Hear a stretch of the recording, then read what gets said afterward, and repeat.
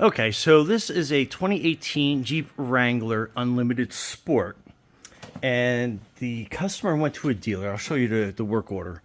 And they said that the front axle was bad on the passenger side.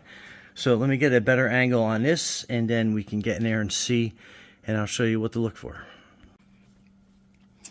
Okay, so this right here is your universal joint on the axle that runs into the front differential.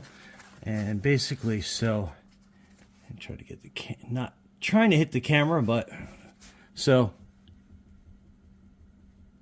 if you can hear that little knocking back and forth, there's a telltale sign something's up, the bearing or something's going. So get in here and see how I can, let me get it. See how you can hear that clanking? So that universal joint is starting to go. And if you look right up here, you get the camera in there a little bit better.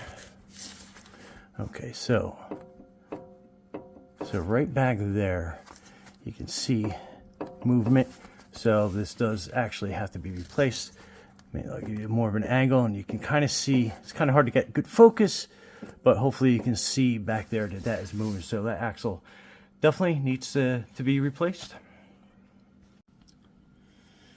And to give you a comparison, this is the driver's side.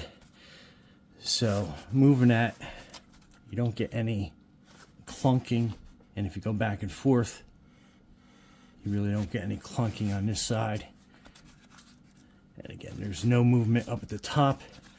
So this universal joint is still in good shape, but again, recommendations is always to replace universal joints in pairs, just because they have the same amount of mileage on them. But again, just so there is no knocking. And then if you go back and forth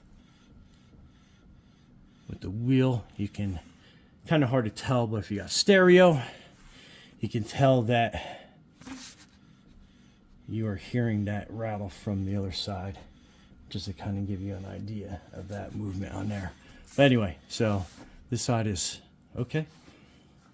Okay, so you can tell the outside of the rotor is starting to get that flaking rust. So in the great state of Pennsylvania, most inspection stations will fail you for that. And if you scrape along, you're starting to get some like channeling built up, meaning the brake pad is riding in a kind of like a channel, and that's bad because the brake pad can get hung up, and then you know, just cause a variety of different brake issues. Let me see if I can get in there.